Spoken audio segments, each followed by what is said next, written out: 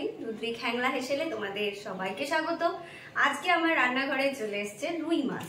তো আজকে আমি ভাবছি রুই মাছের ঝোল রান্না করে তোমাদের সাথে শেয়ার করে নেব। চলো দেখে নাও আমি কিভাবে বানাই।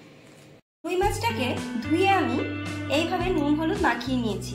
এবারে আমি ভাজার আগে একটু সর্ষের তেল ওপর দিয়ে দেবো, দিয়ে ভালো করে মাখিয়ে নিচ্ছি।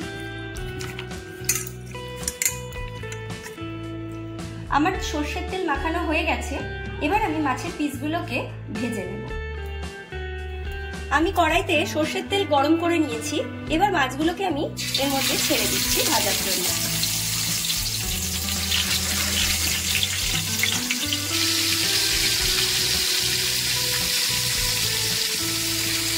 মাছগুলো আমার ভাজা হয়ে গেছে। এবার আমি মাছগুলোকে তুলে নিচ্ছি।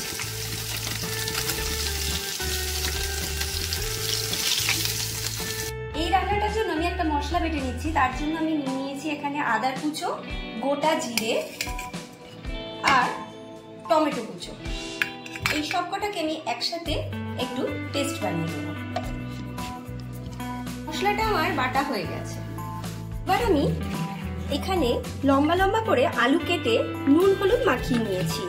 আর মাছ ভাজার তেলেই আমি এই আলুগুলোকে ভেজে নেব।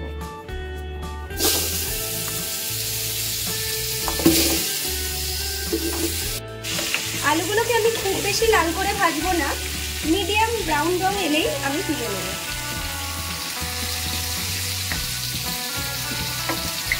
আলুগুলো আমার ভাজা হয়ে গেছে।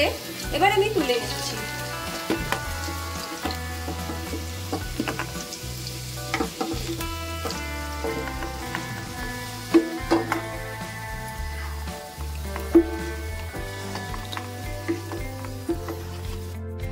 ওই তেলেতেই আমি দিয়ে দিচ্ছি গোটা জিরে ফোড়ন হিসেবে।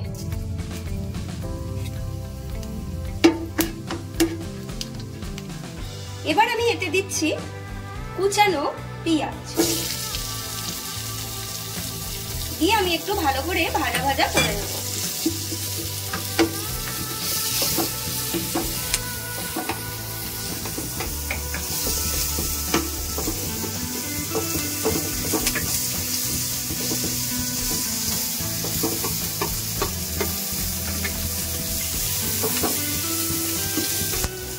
পেঁয়াজ ভাজাটার মধ্যে আমি সামান্য একটু নুন দিয়ে দিচ্ছি,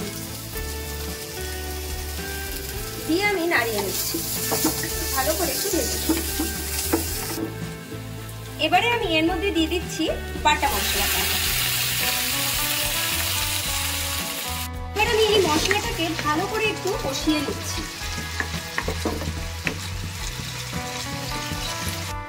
বাটা মশলাগুলো দিয়ে আমার বেশ একটু ভাজা ভাজা হয়ে গেছে। এবার আমি এতে দিয়ে দিচ্ছি হলুদের গুঁড়ো, ধনে গুঁড়ো, জিরে গুঁড়ো, লঙ্কা গুঁড়ো, কাশ্মীরি লাল লঙ্কার গুঁড়ো,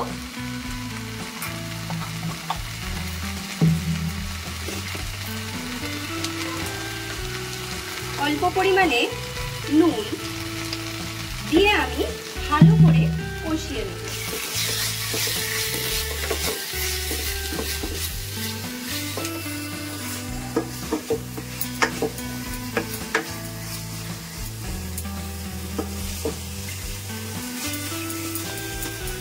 এবারে আমি দিয়ে দিচ্ছি স্বাদ মতো চিনি, দিয়ে আমি ভালো করে কষিয়ে নেব যতক্ষণ না তেলটা ছেড়ে দেয়।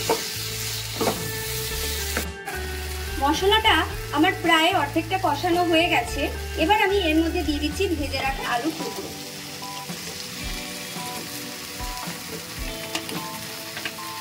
দিয়ে আমি ভালো করে আরো একবার কষিয়ে নেব।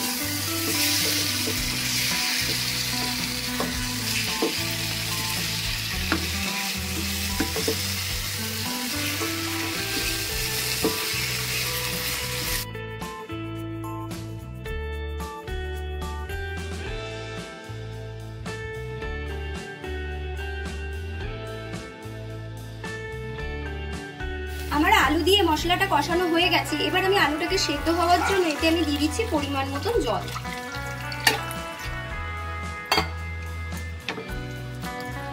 দিয়ে খানিকক্ষণের জন্য আমি আলুটাকে সেদ্ধ হতে দেব।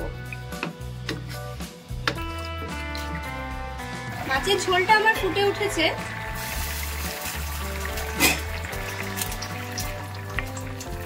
আলুগুলো আমার সিদ্ধ হয়ে গেছে। এবার আমি এর মধ্যে মাছগুলোকে ছেড়ে দেব।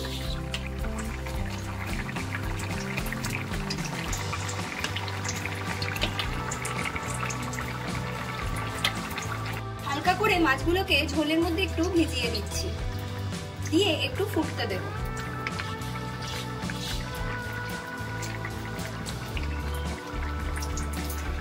আমি মাছের ঝোল রান্নাটা শেষ করব উপর দিয়ে একটুখানি ধনেপাতা ছিটিয়ে দিয়ে আর একটু কাঁচা লঙ্কা দিয়ে।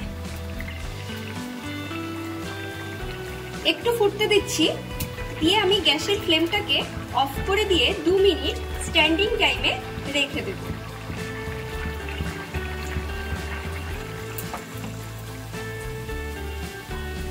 আমার রুই মাছের ঝোলের রেসিপিটা হয়ে গেছে।